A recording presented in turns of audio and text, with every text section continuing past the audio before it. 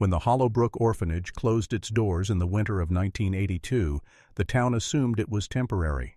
A heating issue, maybe. A funding problem. Nothing that would linger past spring. The small brick building had been a fixture on the outskirts of Hollowbrook for decades, a place where the echoes of children's laughter carried down the gravel road in summer, and lamplight glowed warm against the snow in winter. The townspeople liked knowing it was there, even if few ever went inside. But within days of the closure, whispers started. Someone had driven by late in the evening and noticed the place looked too still.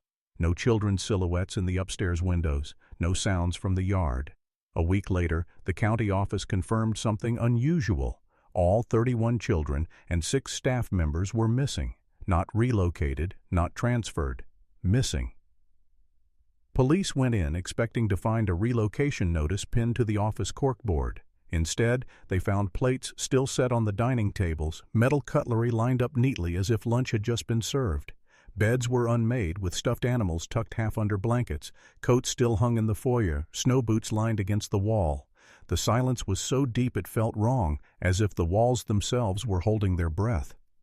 Every window was locked from the inside. Every door was bolted. There were no footprints in the snow, except for those belonging to the first officers on the scene. The pantry was stocked to the brim, jars of preserves glinting in the dim kitchen light, cartons of milk sitting spoiled in the fridge. A pot of stew on the stove had been reduced to a black crust, the handle of the ladle fused to the pot. The initial investigation stretched on for months. Officers went door to door, questioning anyone who might have seen a bus, a van, or even a group walking along the road. No one had. Local farm. Heirs searched their outbuildings, fearing perhaps the children had run away and taken shelter somewhere nearby. Nothing. Not a scrap of clothing, not a footprint, not even a rumor that could be pinned down as fact. As the weeks passed, the story spread far beyond Hollowbrook. Newspapers dubbed it The Vanishing. Television crews came to film the orphanage's exterior, lingering on the boarded windows and the faded Hollowbrook Orphanage sign above the front steps. Theories flourished, from mass abduction to cult activity to supernatural interference. And in the quiet spaces between speculation, the locals began to whisper a different kind of story, that the place had always been strange. For 30 years, the building sat abandoned at the edge of town, its once bright red brick dulled to a sickly brown by weather and neglect. Weeds grew tall along the fence, ivy crept up the walls, and pigeons roosted in the rafters. The front gate sagged on its hinges, swinging in the wind with a slow metallic groan. Teenagers dared each other to break in at night. Most returned quickly, pale-faced, muttering about the smell, the creaks in the floors, the feeling of being watched. The police dismissed it all. The official stance was that the building was unsafe and slated for demolition whenever funding allowed.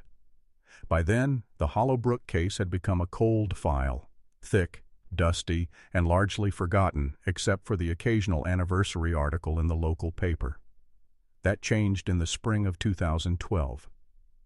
A construction crew arrived to clear the east wing for demolition. 2 days into the job, one of the men, a quiet, wiry worker named Vince Callahan, was tasked with removing a rotted bookcase from the old reading room. The room was dark, its curtains heavy with dust, the air thick and unmoving. When Vince slid the bookcase forward, he noticed something odd. The wall behind it didn't sound solid when he rapped his knuckles against it. Instead, it echoed, a dull, hollow thud. He called over the foreman. A few minutes with a crowbar revealed the edge of a door frame. Its seams painted over to blend with the wall. The handle was missing entirely, the hole where it once sat filled with putty. The foreman, uneasy, called the police. By mid-afternoon, 3 officers stood in the reading room, flashlights in hand. The paint over the door was old, cracking at the edges. The hinges were warped and stubborn, shrieking in protest as the officers forced them open.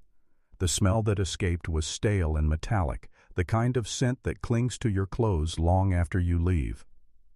Their flashlights cut through the gloom, illuminating a space no one remembered existing. Dust motes swirled in the beam, and the walls bore the uneven, hasty plastering of a room meant to be forgotten. And there, in the very center of the floor, sat 3 objects, not scattered but arranged, almost as if someone had placed them there to be found. A heavy rusted lockbox, a wooden crate filled with tightly packed envelopes, and a small mechanical toy with chipped paint. It had been 30 years since the disappearance, and for the first time since 1982, the Hollowbrook mystery was about to take a turn. The first officer to step into the hidden room was Detective Marla Hensley. She'd been with the Hollowbrook Police Department for nearly 20 years and had handled her share of grim discoveries. But something about the air inside the space prickled at her. It wasn't just the smell, metallic, damp, like rust left out in the rain. It was the sensation that the room hadn't been disturbed since the very day the orphanage emptied. She crouched low, her flashlight beam steady, eyes sweeping over the objects in the center of the floor. The dust around them was disturbed only in a perfect ring, as though someone had placed the items there and then stepped backward to leave no footprints. The first item drew her attention immediately, a metal ration lockbox. It was hot. Heavy even before she touched it, the hinges lined with deep rust. The lid bore the faint embossing of the orphanage's initials, H.O., though time and corrosion had almost erased them. The small keyhole was packed with decades of grime, as if daring anyone to try and open it. "Bag it," she told Officer Kellerman, who carefully slid the box into a plastic evidence sleeve. They'd open it later, somewhere clean, somewhere where every grain of dust could be cataloged. Beside the lockbox sat a wooden storage crate, its edges splintered but still intact. One side bore the fading logo of a postal service that hadn't existed since the early 90s. Marla knelt beside it, lifting the lid. Inside, stacked neatly like they'd just been packed, were envelopes, dozens of them. She reached for the top one.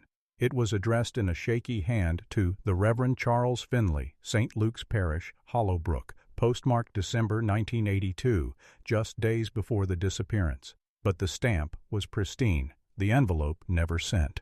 She checked another, and another. Every letter was addressed to someone different. Charities, relatives of known children, even a newspaper office in a neighboring city, all dated in those final weeks, all unsent. The implication settled heavy in her chest. She replaced the letters and closed the crate. Something about their untouched state was worse than if they'd been torn up. Whoever sealed them here had done so deliberately, making sure they never reached the outside world. The last object seemed almost out of place. A mechanical toy, the kind of wind-up tin figure popular in the 50s and 60s.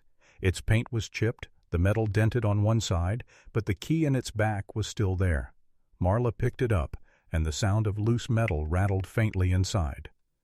"Careful," Kellerman said automatically, as if the thing might fall apart.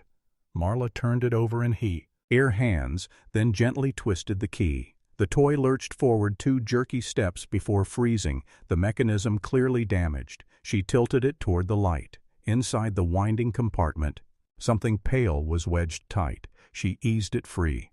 A folded scrap of lined paper, so brittle it threatened to tear in her fingers. She opened it slowly. The handwriting was clumsy, likely a child's. The pencil faded to near invisibility, but she could still make out the words, "The man comes at night.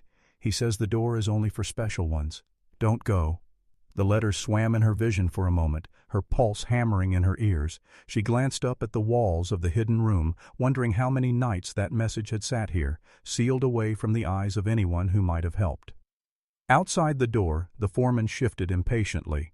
"You think this is connected?" he asked, though his tone suggested he already knew the answer. 31 children and 6 adults don't just vanish," Marla said, her voice low. "And they sure as hell don't leave a warning note hidden in a toy unless something was happening in this building." By the time the items were photographed, packaged, and carried out under evidence tape, the sky outside had gone from overcast to a bruised purple. Rain threatened in the wind. Marla stood for a moment on the cracked front steps of the orphanage, the air damp and heavy, looking back at the east wing windows. She thought about the unanswered questions that had haunted this case for decades. Who sealed that room? Why hide those particular objects? And, perhaps most hauntingly, who exactly was the man in the note? The town would be buzzing within hours.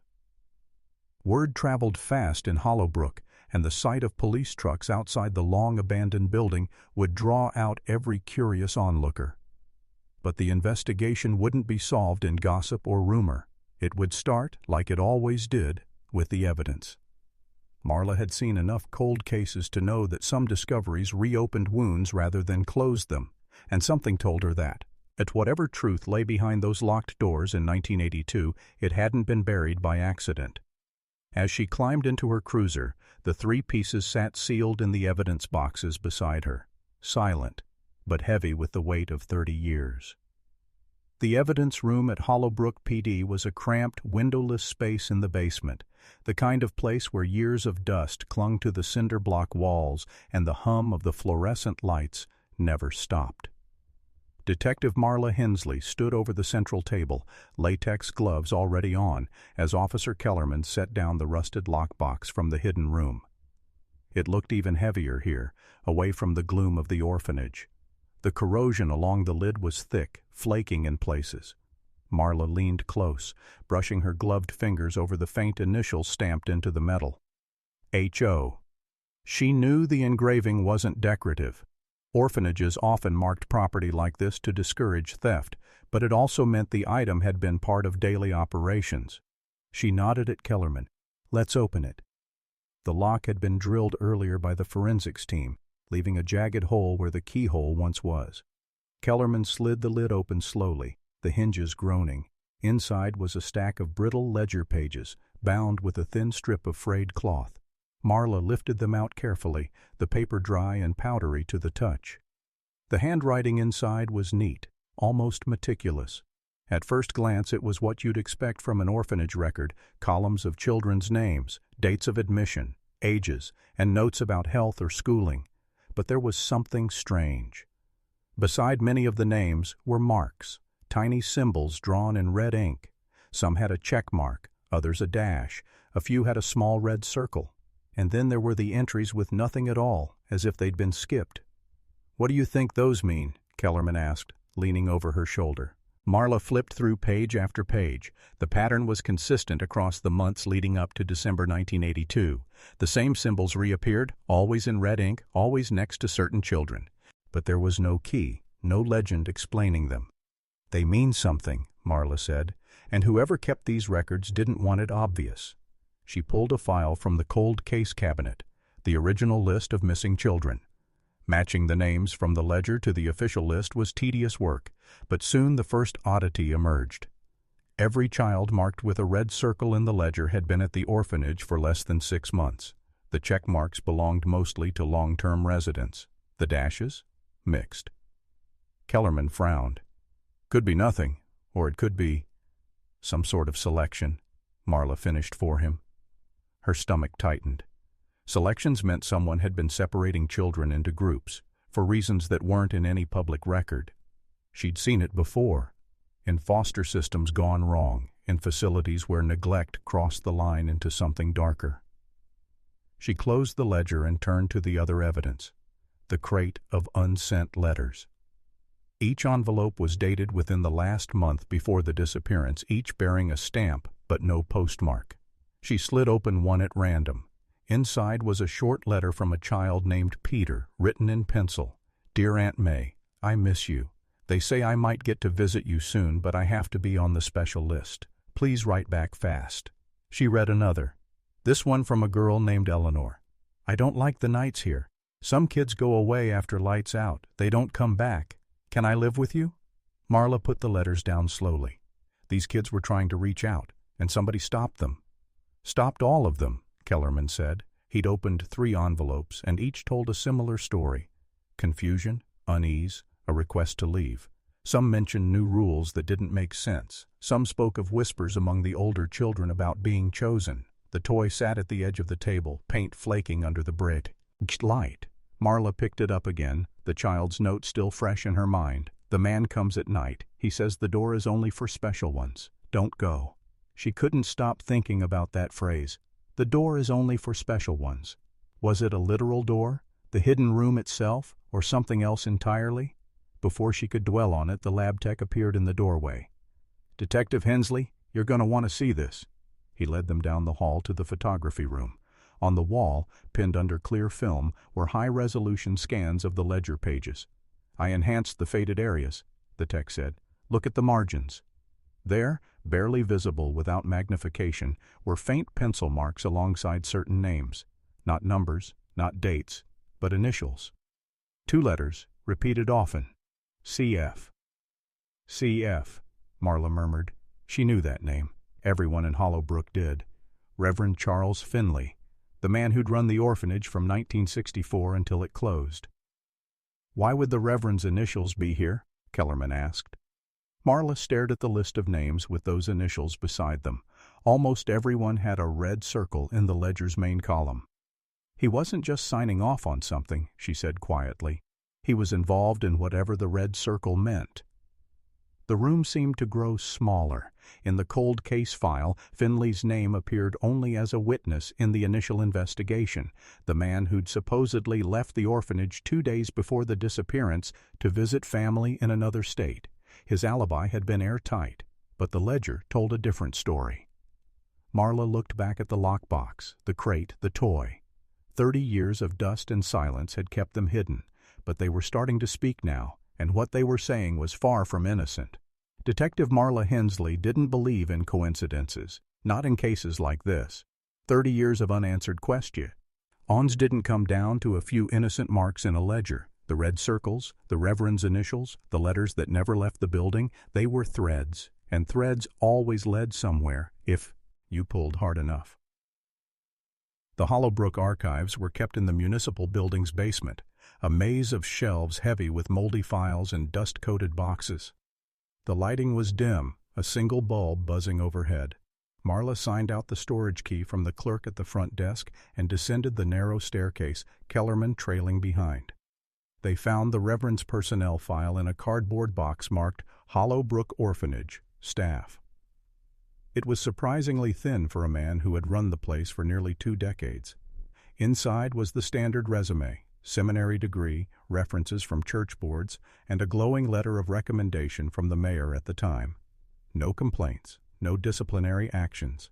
His photo, black and white, formal, unsmiling, stared up from the page. But further down, among the payroll documents, something caught Marla's eye. A sheet of names, handwritten, with payment amounts listed beside each. Every staff member was there. Cooks, maintenance workers, a handful of teachers, all earning modest wages, except one line at the very bottom. It simply read Special Disbursements, CF. The amounts were much larger and marked cash. No dates, no notes about the purpose. Looks like he was pulling cash without oversight, Kellerman said. Marla didn't answer. She flipped through the rest of the file. Near the back was a faded receipt for a train ticket purchased under the name Charles Finley, dated December 15, 1982, 2 days before the disappearance. Destination, a town nearly 200 miles away. But the ticket was never validated. The journey was never taken. So much for the family visit, she muttered. Kellerman leaned over her shoulder. You think he was here that night? I think the alibi is garbage, Marla said, and I think whatever happened, he didn't want anyone knowing he was involved. They spent the next hour combing through the old investigation files. The original police reports painted a picture of confusion. Officers walking into an empty building with no signs of struggle, no bodies, and no answers. The Reverend's statement at the time was brief and vague. He claimed he'd left the orphanage in the hands of 2 senior staff members and knew nothing about their plans to relocate the children. When pressed for details, he'd said he was too distraught to continue the interview. It was odd, though, how quickly the focus had shifted away from him. Within a week, the case's narrative had been steered toward unknown outside interference. Marla sat back, tapping the edge of the file against the table. Either he had friends in high places, or someone wanted this buried. Kellerman glanced at the evidence box in the corner, the one containing the toy, the crate, and the lockbox, or both. Later that afternoon, Marla visited the town library. It was one of the few places where local gossip had been preserved in yellowed newsprint and faded photographs. She pulled up the 1982 editions of the Hollowbrook Gazette and scrolled through the microfilm reader. The first reports of the disappearance were frantic, front-page headlines. But then, just as abruptly, coverage shifted to speculation about out-of-town suspects. And in the weeks leading up to the event, there were several small, seemingly unrelated stories. donations made to the orphanage by private individuals, the Reverend attending community meetings at addresses that now appeared vacant, and a peculiar notice about the purchase of new storage equipment for the East Wing. Marla printed every clipping and took them back to the station.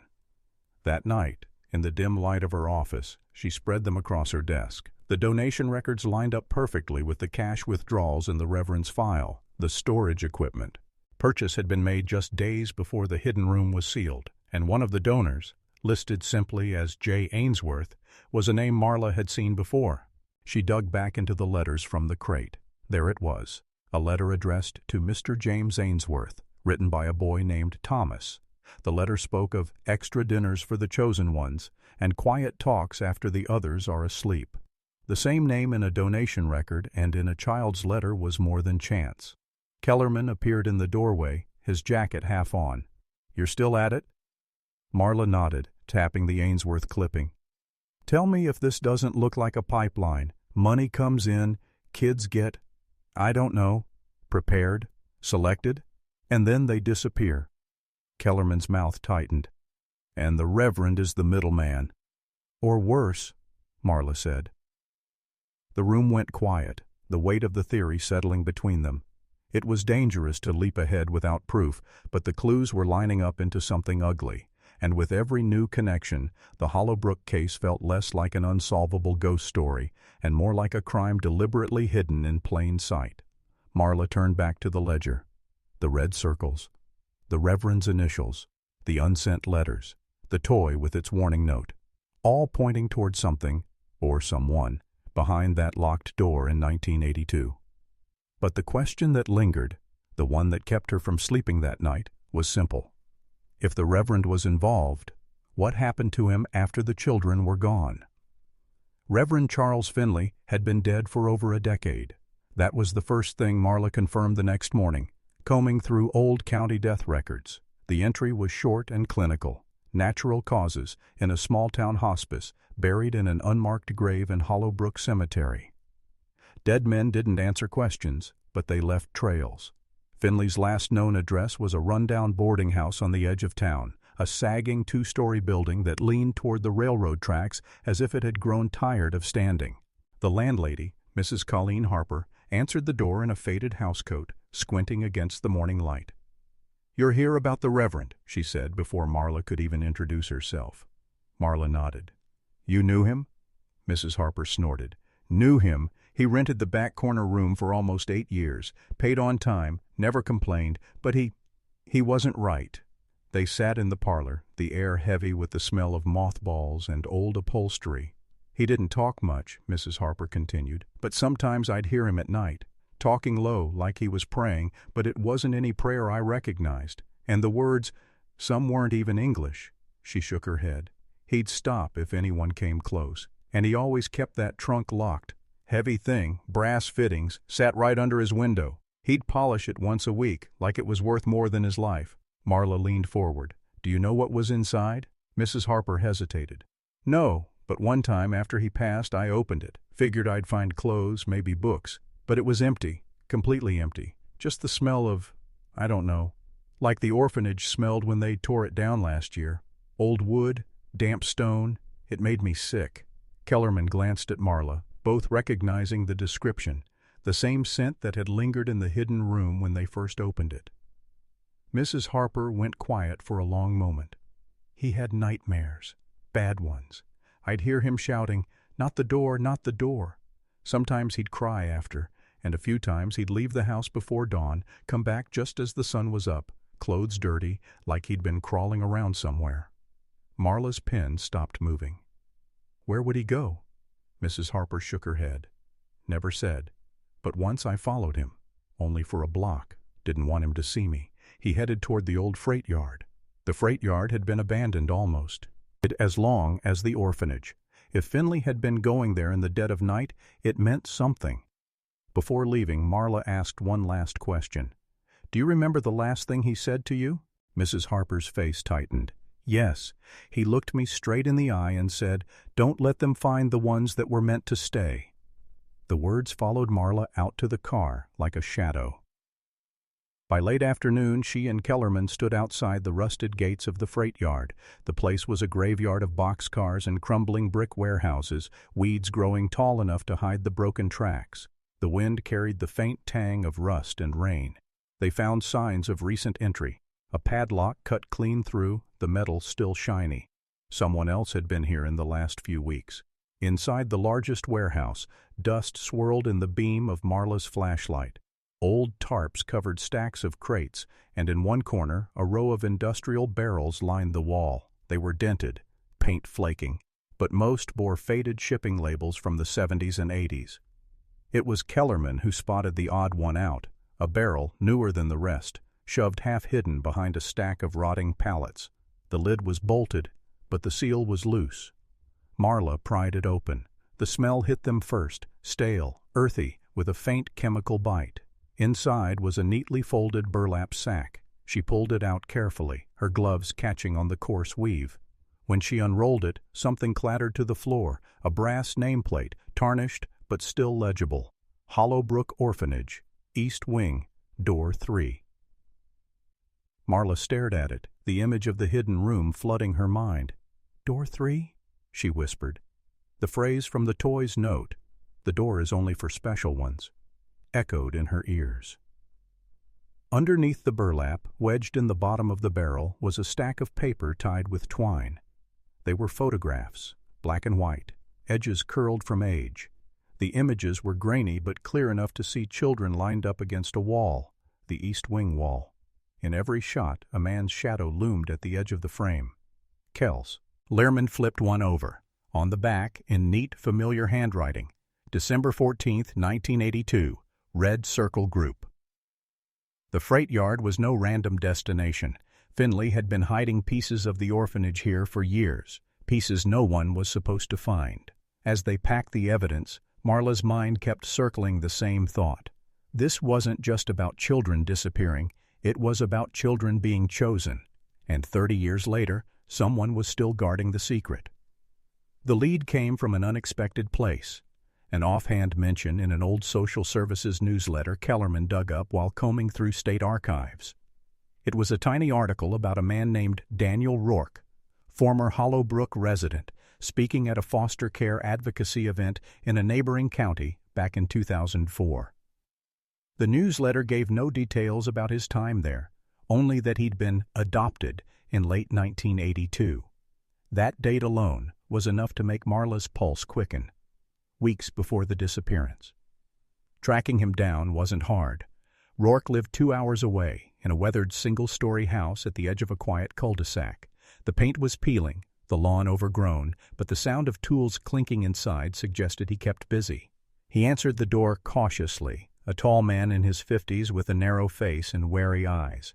When Marla introduced herself and mentioned Hollowbrook, his expression tightened like a door slamming shut. "I don't talk about that," he said flatly. Marla didn't push. Instead, she told him about the ledger, the letters, the Reverend's initials, the nameplate from Door 3. She told him they believed the children marked with red circles were singled out for something, and that he was one of the last to leave before it happened. Rourke stood there a long moment, jaw working. Finally, he stepped aside. 5 minutes, he said. The inside of his home was cluttered but clean, a war's. Shop's worth of tools and parts covering the kitchen table. He sat down across from them, clasping his hands. "They told me I was lucky," he began. "Said a family wanted me, even though I wasn't on the ready list." His voice was tight, bitter. "It was all rushed. Papers signed, bags packed. My new parents picked me up at night, after lights out. They didn't even let me say goodbye to the others." "Do you know why you were chosen?" Marla asked. He shook his head. "No. But I know why I wanted to go. I was scared. The place, it changed in those last months. The Reverend started calling meetings in the East Wing. Only certain kids were allowed in. They'd go after dinner and come back hours later. Some of them looked wrong. Pale, quiet, like they'd been told something they couldn't repeat." Rourke's gaze dropped to his hands. "And then there was the door." Marla leaned forward. "Door 3? "Yes. At the end of the East Wing hall. We weren't supposed to be near it. But one night I saw them taking Peter, my friend, down there. He didn't look sick, but he looked Gone, like his eyes were empty. The Reverend had his hand on Peter's shoulder, and 2 other men I'd never seen before followed them inside. The door shut, and I never saw Peter again. Marla felt her stomach knot. What did the other kids say? They didn't say anything. We all knew better, but sometimes at night we'd hear noises, like something moving inside the walls or under the floor. The Reverend told us it was the pipes settling, but pipes don't whisper your name. The room went still.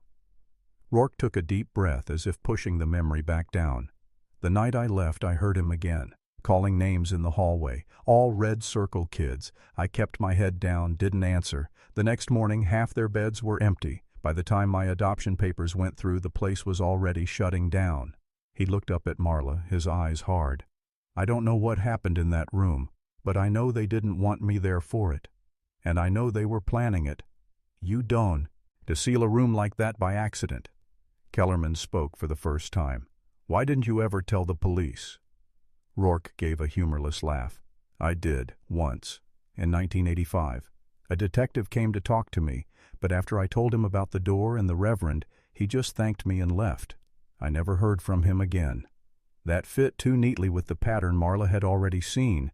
Evidence ignored, leads dropped, stories buried. Before they left, Rourke walked them to the door. If you find out what happened, he said quietly, don't tell me. I'm not sure I want to know. Back at the station, Marla spread the evidence out again. The ledger, the letters, the toy, the nameplate, now Rourke's testimony. It all pointed toward one night in December 1982.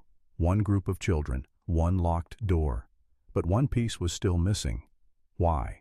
Why would an entire orphanage vanish? And why had the Reverend gone to such lengths to hide whatever was behind door 3? That answer, Marla knew, wouldn't come from old papers or faded memories.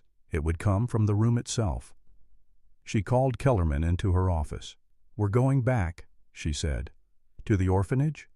To the East Wing, she replied. And this time, we're opening door 3. The orphanage looked different at night. By day, the boarded windows and peeling paint made it a ruin. By night, it was a shadow stitched against the tree line, its silhouette jagged against a cold slice of moon. The air was still, but the building seemed to hum faintly, as if holding its breath. Marla parked a block away and walked the rest of the distance with Kellerman, their flashlights dimmed to narrow beams. They'd both agreed. No uniforms, no announcement to the department. Too many times in this case, official channels had led to dead ends. This time, they would go in alone. The East Wing door gave way with less resistance than Marla expected. Inside, the air was thick and unmoving, the temperature several degrees colder than outside. Their footsteps echoed down the narrow hall, dust swirling in their wake. They passed door after door. Empty rooms with rusting bed frames. A classroom with toppled desks, a playroom where a faded mural of smiling children stretched along one wall. The eyes on those painted faces seemed to follow them, and then they saw it. Door 3. It looked no different from the others at first, the same chipped paint, the same tarnished handle, except for the heavy padlock and the thick steel plate bolted across the frame. The nameplate was gone, but the faint outline where it had once been still marked the wood. Marla set down her bag and pulled out the crowbar. It took nearly 10 minutes of steady force before the padlock snapped, the sound echoing down the corridor. The plate came next, the bolts groaning as she pried them free one by one. When the last bolt fell, she reached for the handle. It was cold, unnaturally cold, as if the metal had been sitting in ice. The door opened with a slow, reluctant creak. The smell hit first. That same scent of damp stone and old wood they'd encountered in the hidden room. Their flashlight beams cut through the dark, illuminating a narrow stairwell descending into the earth. They moved carefully, the air growing colder with each step. At the bottom was a small landing, and beyond it, another door, this one ajar. Inside, the room stretched longer than Marla expected, its low ceiling supported by thick beams. The walls were lined with shelves, each holding boxes, jars, and other things. A child's shoe, a stack of books, a row of porcelain dolls, their faces cracked and yellowed. Kellerman's light swept to the far end, where a large wooden table stood beneath a bare bulb. On it lay several folded blankets, a metal pitcher, and 3 tin plates, each with the remnants of food long turned to dust. Marla approached slowly. On the wall above the table was a crude drawing, done in thick charcoal strokes. See children holding hands in a circle.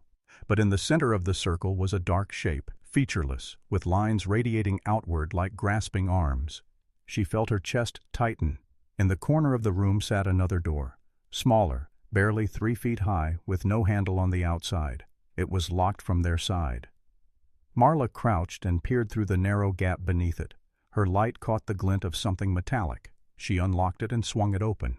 The space inside was no more than a crawl space, but in the center sat a heavy iron drum. Its surface was mottled with rust, the lid sealed tight. Kellerman knelt beside it. "Looks just like the supply drums in the freight yard." Marla ran her gloved fingers over the seal. It was newer than the rest of the drum. Someone had replaced it after the fact. They worked the lid loose. The hinges groaned as it came free, and inside, neatly stacked and wrapped in oilcloth, were bundles of paper. Marla pulled one out and unwrapped it. Photographs. Dozens of them. Children from the orphanage, all lined up in small groups. On the back of each photo, a date, all from December 1982, and a symbol, a red circle. Under the photos were more items: a child's scarf, a wooden puzzle, a small tin whistle, each one tagged with a name. Kellerman's voice was quiet. These were the red circle kids. Marla didn't answer. Her light had caught on something at the very bottom of the drum, a small, leather-bound ledger, different from the one upstairs. She opened it to find page after page of names, each with a date beside it. The last entry was December 15, 1982, the night of the disappearance. Next to every name was a single word: gone. They stood in silence, the weight of the room pressing in on them. Whatever had happened here, it had been deliberate, planned, recorded. Marla looked around one last time before turning toward the stairs. "We're taking all of it," she said. As they made their way back up, the air seemed to shift. Somewhere deep in the building, a faint sound echoed, a slow, rhythmic knock, like something striking wood. They froze, listening. The knock came again, closer this time. When it stopped, the silence was heavier than before. They didn't speak as they carried the evidence out of the orphanage. The early morning air felt sharp in their lungs, almost unfamiliar after the stagnant chill of the east wing.